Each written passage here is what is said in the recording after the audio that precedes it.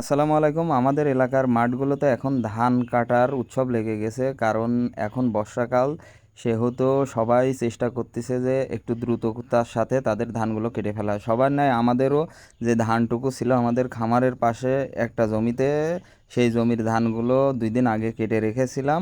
একটু কাঁচা ছিল, যদিও বিছালি বা ধানগুলো ঠিকঠাক শুকায়নি, তারপরেও মেঘের অবস্থা ভালো না দেখে আমরা আজকে আমাদের ধানগুলো বেঁধে মোষের গাড়িতে করে আমাদের বাড়িতে নিয়ে আসবো। তো এই ধানগুলো বাঁধার জন্য আমরা সকালেই জোন নিয়েছি, সেই লেবারগুলো আসলে এই ধানগুলো বেঁধে দিয়েছিল। যেহেতু এই ধানগুলো একটু নরম ছিল, তো তারা খাওয়ার আগেই ধানগুলো বাঁধা শেষ হয়ে গিয়েছিল এবং উল্টো করে এই রৌদ্রের ভিতরে রেখে দিয়েছিল। আকাশে হালকা পাতলা মেঘ দেখা যাচ্ছে, হালকা বাতাসও আছে, আবার মাঝে মধ্যে রোদও দেখা যাচ্ছে। তো যতই গরম বা যাই হোক না কেন, আমাদের যেহেতু গরু আছে, সেই গরুগুলোর খাবারের সাথে সাথে আমাদের নিজের খাওয়ার জন্য এই ধানগুলো আমাদের বাড়িতে সিদ্ধ করে থাকে। তো সেই জন্যই আর কি একটু কাঁচা থাকলেও আমরা এই ধানগুলোকে বাড়িতে নিয়ে আসব। কারণ এই ধানগুলো যদি এখন মাঠে বৃষ্টিতে ভিজে যায়, সেই ক্ষেত্রে দেখা যাচ্ছে এই ধানগুলো কল হয়ে যাবে বা বিচালিগুলো নষ্ট হয়ে যাবে, সেগুলো আর কোনো কাজেই দেবে না আমাদের। আকাশে মেঘ থাকলেও মাঝে মধ্যে এই মেঘের ফাঁক দিয়ে এত পরিমাণ রোদ বের হচ্ছে যে এই রোদ্রের ভিতরে আসলে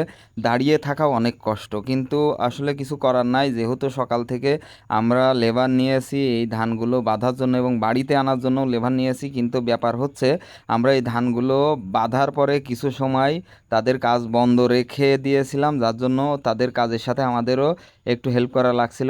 কারণ তাদের একটা নির্দিষ্ট সময় আছে, এই সময়ের ভিতরে তারা চলে যাবে। আর আমাদের যেই মাঠটা আছে, এই মাঠটা মোটামুটি একটু নরম বা কাদা ছিল, যার জন্য এই মাঠে কোনো ইঞ্জিন চালিত গাড়ি নামে না। সেহেতু এই মাঠে আমাদের এই মহিষের গাড়ির দ্বারা এই ধানগুলো নিয়ে আসা লাগবে। যেহেতু এই মাঠটা নরম আছে, সেহেতু আমাদের এইখানে টোটালে 4 গাড়ি ধান হতো, সেই গাড়ি আমরা একটু অল্প করে নিয়ে 6 গাড়ি নিয়েছি। কারণ অত্যন্ত পরিমাণ রোদ, আর আমাদের ধানগুলো যেহেতু কাঁচা আছে, সেহেতু ধানগুলোও একটু ভারী, আর মহিষ এত বেশি লোড নিতে পারবে না এই গরমের ভিতর। তাই আমরা 2টা ক্যাব বেশি হইলেও এই ধানগুলোকে আমরা অল্প অল্প করে নিয়ে আসছিলাম। আর আমি রাসেল 2জন মিলে এই গাড়িটা সাজাচ্ছিলাম, তখন তারা এই আটিগুলো বেঁধে বেঁধে রেখে দিয়েছিল, এক জায়গায় জমা করেনি। তারপরে শেষ গাড়িতে আমরা সবাই মিলে গিয়ে একসঙ্গে সেই ধানগুলো উঠিয়ে আনি। তো ধানগুলো মোটামুটি আমাদের চলে আসার পরে আমরা একটু স্বস্তি পাই, কারণ আমরা যেহেতু আমাদের খোলায় এই ধানগুলো নিয়ে আসতে পেরেছি এবং পালা দিয়ে ফেলেছি, সেহেতু আমাদের এখন যদি বৃষ্টিও হয়, সেই ক্ষেত্রে আমরা পলিথিন দিয়ে এই পালাটা ঢেকে দিলে আমাদের ধানে খুব বড় ধরনের ক্ষতি হবে না। আর আমরা এই ধানগুলো আগামীকালকে সকালে ইনশাআল্লাহ ঝেড়ে ফেলবো, কারণ এই ধান যদি পালায় বেশি সময় রাখি, সেই ক্ষেত্রে ধান এবং বিছালি সব নষ্ট হয়ে যেতে পারে। আর আমরা এই ধানগুলো নিয়ে আসার পরে তারপরে বাইরে যে ধানগুলো পড়েছিল, সেই ধানগুলো সুন্দরভাবে গুছিয়ে পলিথিন দিয়ে এই পালাটা ঢেকে দেবো। তো সবাই আমাদের জন্য দোয়া করবেন। আসসালামু আলাইকুম রহমতুল্লাহি ওয়া বারাকাতুহু।